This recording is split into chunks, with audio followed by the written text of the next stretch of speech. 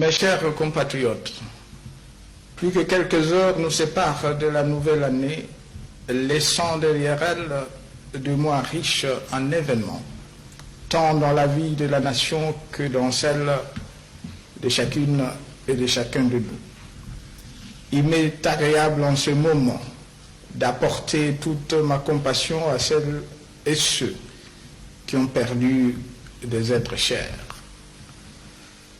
J'adresse mes encouragements à celles et ceux qui ont été affectés par des maladies ou des accidents. Et j'exprime ma sympathie à nos compatriotes qui ont été forcés à quitter leur toit à cause de la folie meurtrière des actes terroristes et anarchistes qui sèment la terreur et la désolation dans quelques entités territoriales de notre pays. À ceux de nos concitoyens qui ont entrepris des projets dont ils attendent légitimement une issue heureuse, je les exhorte à être tenaces et à persévérer jusqu'à l'atteinte heureuse de leur objectif. Mes chers compatriotes, depuis 3 ans, notre nation est mobilisée autour de 3 grands défis dont dépend notre avenir à tous. Une fois de plus, le pays fait face à l'épidémie dévastatrice à virus Ebola.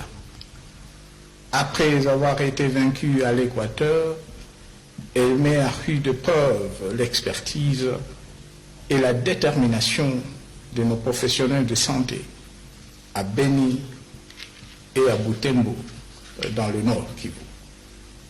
Cette grave épidémie continue malheureusement à se répandre, occasionnant un bilan tragique. Depuis le début, le cumul est de 593 cas, dont 545 confirmés et 48 probables. Au 28 décembre 2018, il y avait 359 décès et 203 personnes guéries. Il y a encore 66 cas suspects en cours d'investigation. Nous constatons donc que jusqu'à ce jour, malgré d'immenses efforts fournis, nos médecins n'arrivent pas encore à contrôler de manière satisfaisante ce véritable drame sanitaire. Nous saluons ici le courage exceptionnel et l'abnégation de toutes les équipes qui participent à cette rude épreuve que nous finirons par vaincre. Je profite de cette circonstance pour lancer un appel au civisme à nos compatriotes des régions touchées par cette catastrophe. Si nous avions pu vaincre les précédentes attaques de cette maladie, hautement contagieuse, dans d'autres régions de notre pays, c'est notamment grâce à la collaboration des populations et à la discipline. Je prie nos compatriotes de contribuer directement et efficacement à la lutte salutaire que mènent nos spécialistes. Pour ce qui concerne nos compatriotes du territoire de Yumbi, dans la province du Mai-Ndombe, à côté des condoléances que je présente aux communautés concernées, j'exhorte chacun à retourner au bon sentiment de tolérance mutuelle et de patriotisme. À eux et aux communautés de Beni et Butembo, j'affirme que les élections auront lieu dès que les situations respectives le permettront. Mes chers compatriotes, Le pays est également confronté de manière récurrente au fléau du terrorisme qui endeuille nos populations et menace gravement la stabilité de la région. Que nos forces de défense et sécurité, qui luttent avec courage et sacrifice contre cette barbarie et assurent la sécurité et l'ordre public à travers l'ensemble du pays, trouvent ici l'expression de la reconnaissance de toute la nation. À ce défi social et sécuritaire s'ajoute celui d'ordre économique, lié à la baisse de cours mondiaux de matières premières, à laquelle nous avons fait face avec détermination depuis 2017.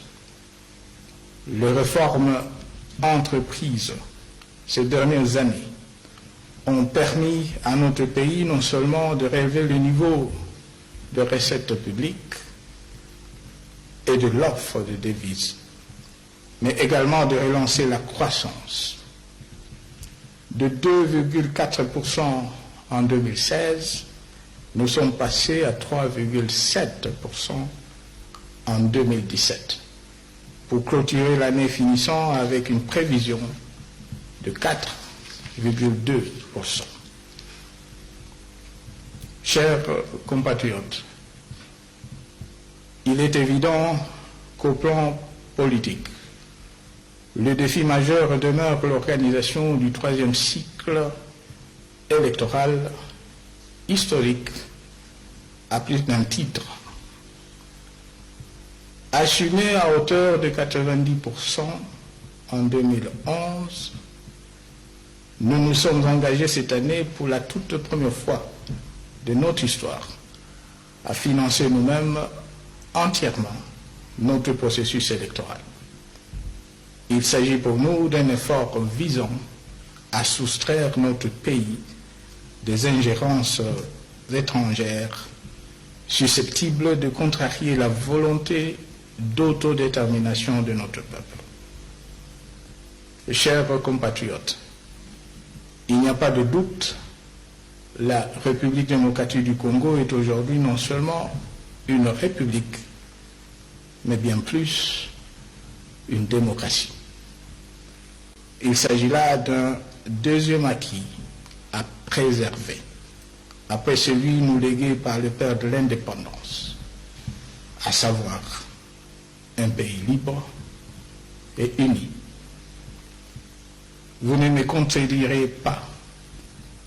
Il reste à poursuivre des réformes institutionnelles en vue de la rationalisation des coûts opérationnels excessifs des processus électoraux.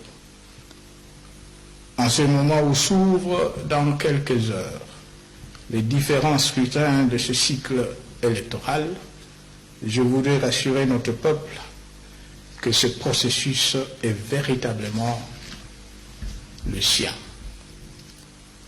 De la même manière qu'il s'en est approprié lors de précédentes étapes, à savoir la préparation et l'adoption des dispositions légales nécessaires au processus, la mise en place de la Commission électorale nationale indépendante, l'organisation du financement de l'ensemble du processus, la publication du calendrier électoral, l'enrôlement des électeurs, l'enregistrement des candidatures et bientôt la tenue des élections proprement dites. Le peuple congolais est demeuré maître de son processus. Ainsi, le peuple congolais aura prouvé à la face du monde qu'il connaît les vrais enjeux de ces élections, ceux de l'affirmation de sa dignité et de la consolidation de sa souveraineté.